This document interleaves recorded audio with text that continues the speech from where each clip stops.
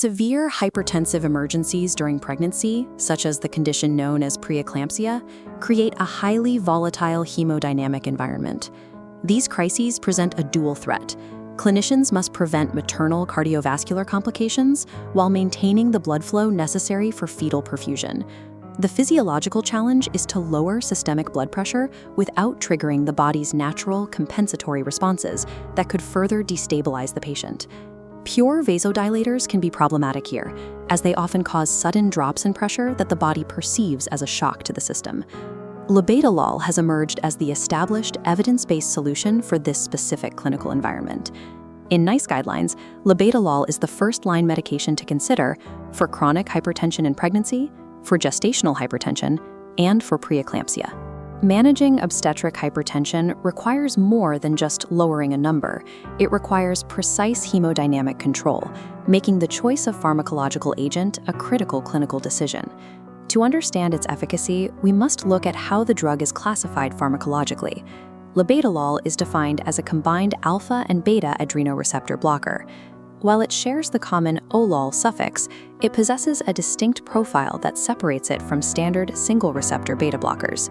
We will now deconstruct this dual blockade mechanism, starting from the cellular receptor level all the way up to the resulting systemic effects. This mechanism explains how the drug reduces systemic vascular resistance while preventing secondary cardiac failure. Its status as an obstetric gold standard is built upon this specific interplay between its alpha and beta mechanisms. Peripheral alpha-1 receptors play a central role in regulating the tone of the autonomic nervous system. Under normal sympathetic stimulation, these receptors cause vasoconstriction, tightening the vessels and increasing resistance. Labetalol acts through the competitive antagonism of these peripheral alpha-1 receptors. As the receptors are blocked, the smooth muscle relaxes, resulting in vasodilation. This shift creates a measurable decrease in systemic vascular resistance, or SVR. Reducing SVR directly lowers the afterload, the pressure the heart must pump against, which physically lowers the systemic blood pressure. In patients where hypertension is complicated by angina, this reduction in afterload provides the additional benefit of lowering myocardial oxygen demand. However, achieving this drop in pressure through alpha blockade alone creates a secondary physiological crisis as the body attempts to compensate. When vessels dilate and pressure drops suddenly, the body's baroreceptors perceive the change as an emergency. The autonomic response is to flood the heart with sympathetic signals, commanding it to beat faster and with more force.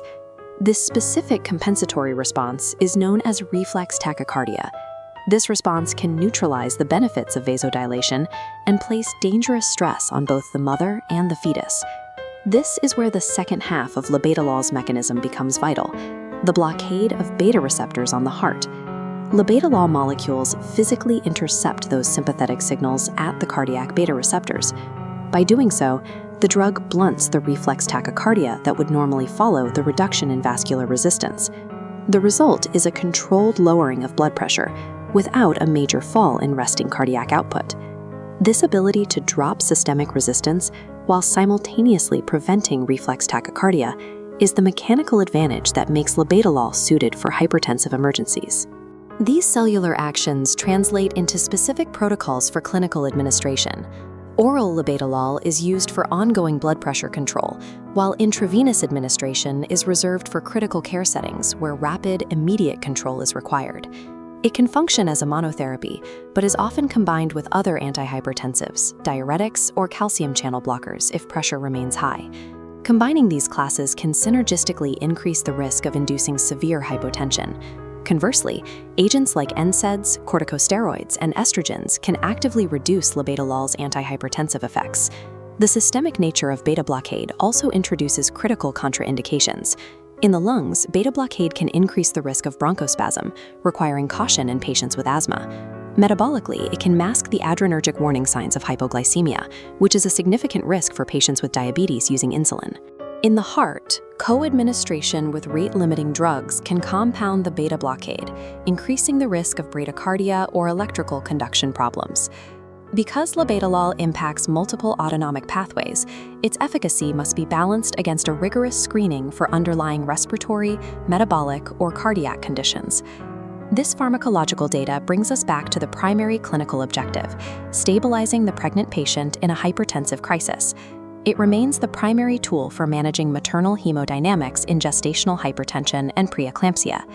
It is important to clarify that while labetalol manages the symptoms of pressure, it does not cure the underlying condition of preeclampsia. It is used as one component of a management plan that includes blood pressure monitoring, regular fetal assessment, and protein analysis. In this role, it serves as a pharmacological bridge, stabilizing the mother's pressure and buying necessary time for obstetricians to plan for delivery. In summary, labetalol provides a combined alpha and beta adrenoceptor blockade. This action reduces peripheral vascular resistance to lower blood pressure, while crucially limiting the heart's reflex response. This dual pathway mechanism provides the specific physiological control required to manage systemic resistance without compromising cardiac stability in obstetric emergencies.